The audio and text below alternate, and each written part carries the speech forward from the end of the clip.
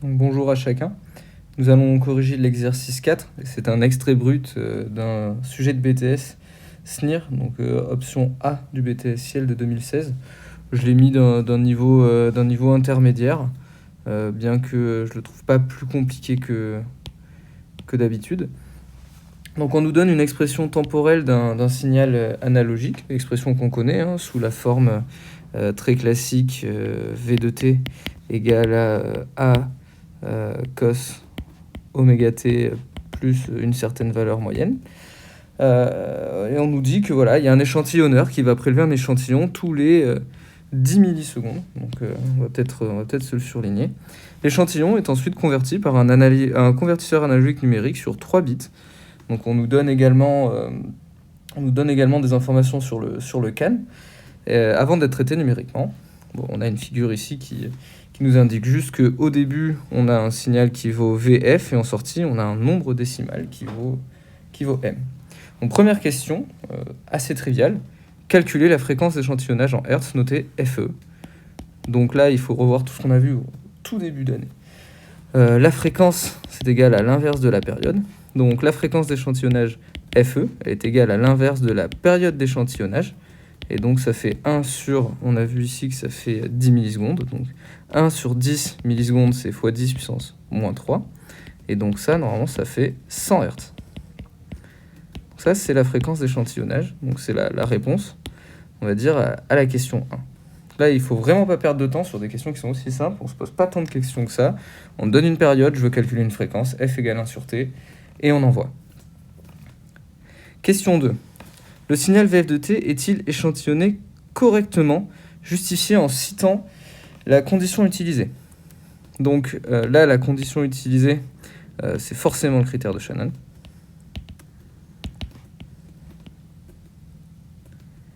Donc le critère de Shannon, il nous dit quoi? Il nous dit que la fréquence d'échantillonnage, elle doit être supérieure ou égale à 2 fois la fréquence maximale. Ça, c'est le critère de Shannon. Il faut le savoir, il faut le connaître quelque part dans le coin de sa tête.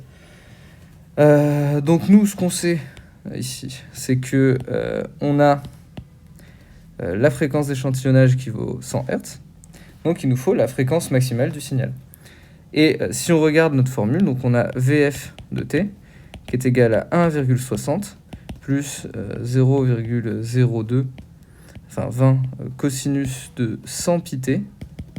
Et là, on reconnaît un piège, c'est que quand on identifie ici, on se rend compte que la valeur 100, c'est pas directement la fréquence, d'accord? C'est le fameux piège où on a 100 qui est égal à 2 fois la fréquence.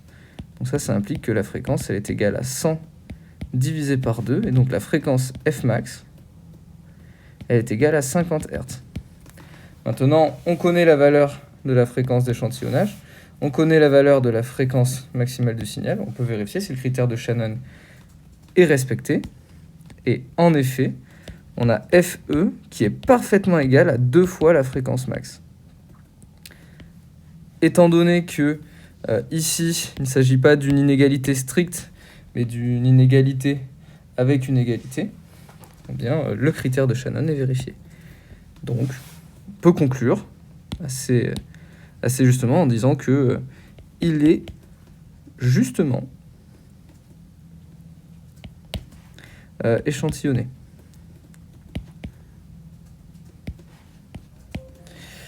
Justement, il prend 2 sens ici, donc il est suffisamment échantillonné, mais tout juste. On ne peut pas faire avec une période d'échantillonnage plus courte, enfin plus grande, pardon, ou une fréquence plus courte.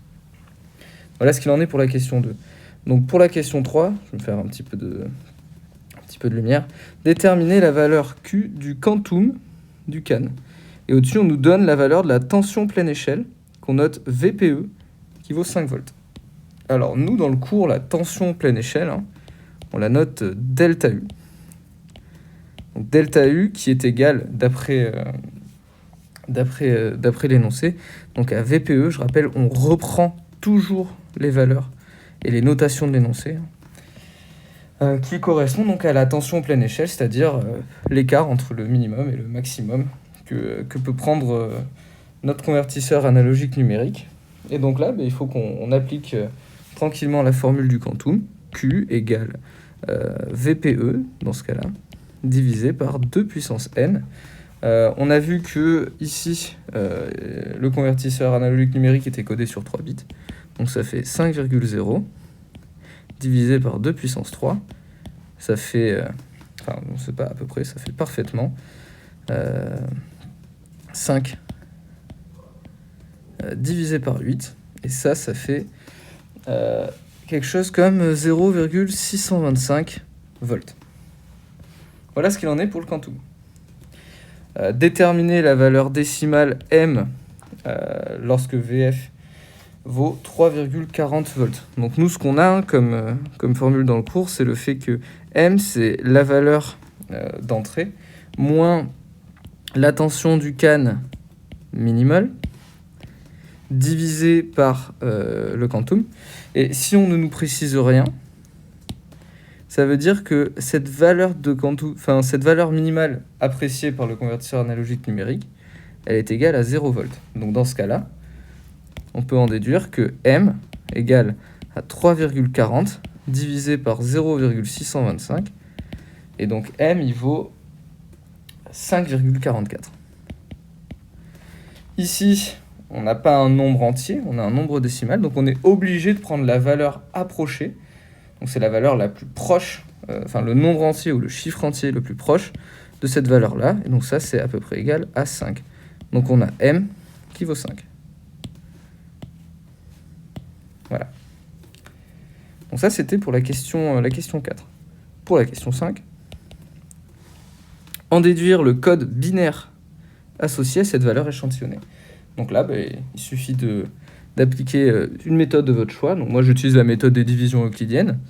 On fait 5 divisé par 2. On rentre 2 fois la valeur 2 dans 5, ça fait 4. Et il reste 1. Donc ce 2 qui est là, je le divise par 2, je le rentre une seule fois, et il reste 0. Et il ne faut pas s'arrêter là, il faut poursuivre encore une fois. 1 divisé par 2, je ne peux pas le rentrer. Donc ça fait moins 0, il me reste 1. Et donc là, mon nombre binaire, il est donné ainsi.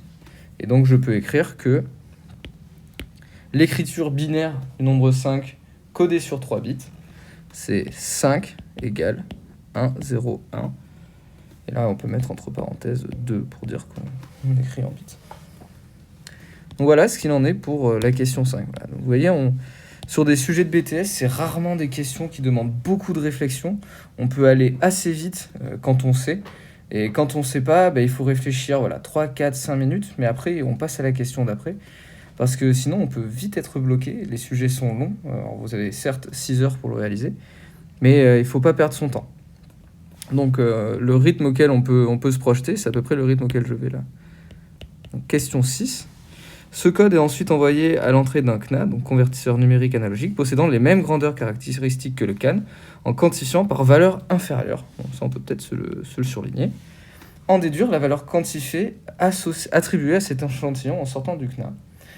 Donc là, on va reprendre la formule qu'on a dans le cours, donc cette formule-là, qui dit que M, ça va être égal à la valeur ici qui est la valeur quantifiée, je vais la noter VQ, moins, pardon, c'était moins ou c'est plus, ouais, c'est moins UCAN minimum, hop, divisé par le quantum. Ça vaut toujours 0, puisqu'on ne donne pas d'information. Et donc au final, on peut en déduire assez facilement que on va avoir VQ, donc la valeur quantifiée, qui vaut M, la valeur décimale, fois Q, le quantum, donc 5 fois 0,625, et donc ça fait 6 fois 5, 33,125 volts pour la valeur quantifiée. Voilà. Et puis là, on a des questions un petit peu déroutantes. En déduire la valeur de l'erreur E due à la quantification. Alors ça, c'est vrai que je ne l'ai pas fait paraître dans mon cours. Je l'ai pas fait paraître dans mon cours parce que selon moi, c'est pas important. Si on réfléchit un petit peu, on peut s'en sortir sans. Donc là, imaginons on a un signal avec la tension analogique VF et on a différentes valeurs de quantum.